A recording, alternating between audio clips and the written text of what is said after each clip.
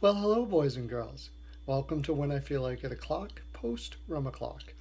Um, Yesterday was a trying day here in the basement.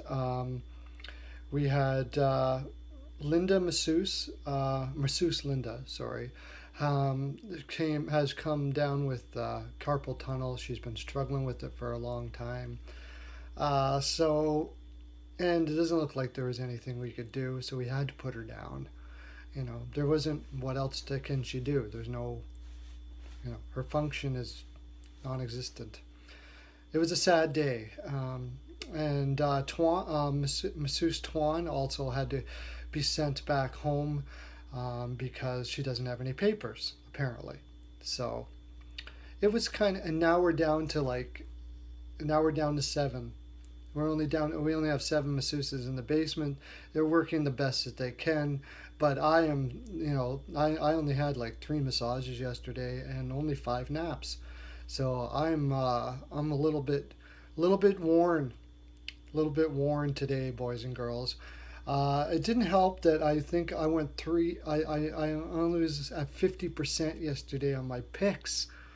The one that really surprised me I was surprised that the Preds took the Stars as convincingly as they did. I'm starting to get a little worried about the Stars. The big red flag I had with the Dallas Stars was Hitchcock as a tenant might have passed his time, but we'll see.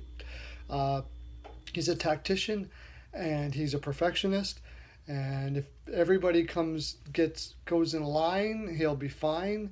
But if they don't, it can be a disaster.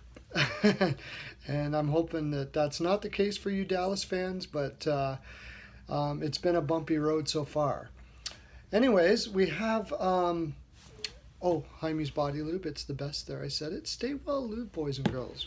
Chafing is not something you want in your environment. We want chafe-free living.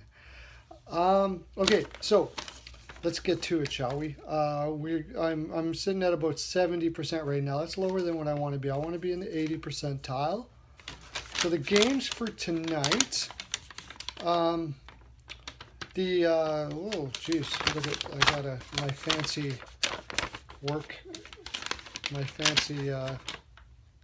graphs and everything for the games. Okay, here we go. Oh yes, Devils, Caps and Devils. Now, who would have thought that this was going to be a tough call? Devils are at home, and they're playing like rock solid. Schneider's playing out of his head.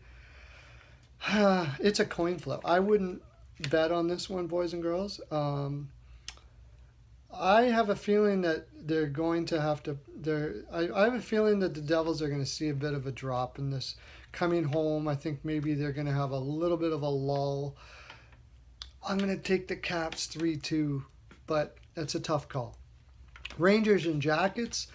This one's fairly easy as far as until I see the Rangers playing with some congruency. I'm going to be going against them for a while, I think, boys and girls. I'm going to be taking the Jackets here, 4-2. Tortorella is going to have this team in the playoffs for sure, and definitely probably contenders. If you don't know, check out my top 10 coaches in the league on the YouTube there, and you can see my affinity with Tortorella. Okay, where are we? What else we got going here? Ducks and Avs.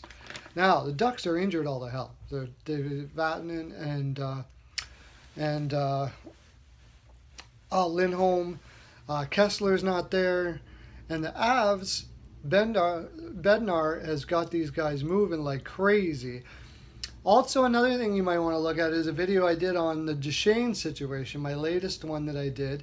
It was sort of like midsummer, and my theory was that Duchesne asked for a trade early, and the team was basically trying to do everything they could to keep him, not just because they need him, but because they don't want to set a precedent where players can just say, I don't want to be here anymore, and then take off. I think they're trying to hold him to it. I think that what they said is, okay, we'll try to find a way to get rid of you. I watched the video. I got picks to do here. Jeez, I can't do everything. Got to watch the video, boys and girls. I don't know why you wouldn't have already, anyways. But if you happen to have missed it for some reason, go check it out. Sens in Flames. I don't like the Sens this year. They had a big well, Carlson. Once Carlson gets back, it's going to be different, of course. But I just think it's kind of a hangover from a really emotional year last year, and of course they lost Mathot. I like their defense. They got some young guys that are okay, but they're not quite ready yet. Where the Flames have their window is opening now, and they're at home. I think the Flames will probably win this fairly handily. I'm going to say 4-1. Wings and Knights. Who would have thought this was a tough one? The Wings are playing back-to-back.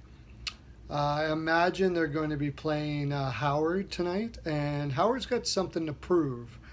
Because they play the back-to-back, Howard's got something to prove, and he seems to come out big when that is the case. You're gonna have, but Fleury is playing out of his head as well. I've watched a little bit of what the Wings were doing there. Blashill is looking like he's starting to get the pieces to fit, and he's starting to get some good motivation and a nice system in place for the players he has. I think the Wings are going to end their night streak tonight. 2-1. I would definitely be betting an under on that for sure. Well, boys and girls, that's all I got for you. That's my full 42%, and I got like about 15 naps I got to catch up on today. So my time is running thin. Not to mention there's still lots of rum o'clock left. Anyways, have a great day, all. Lots of love to you.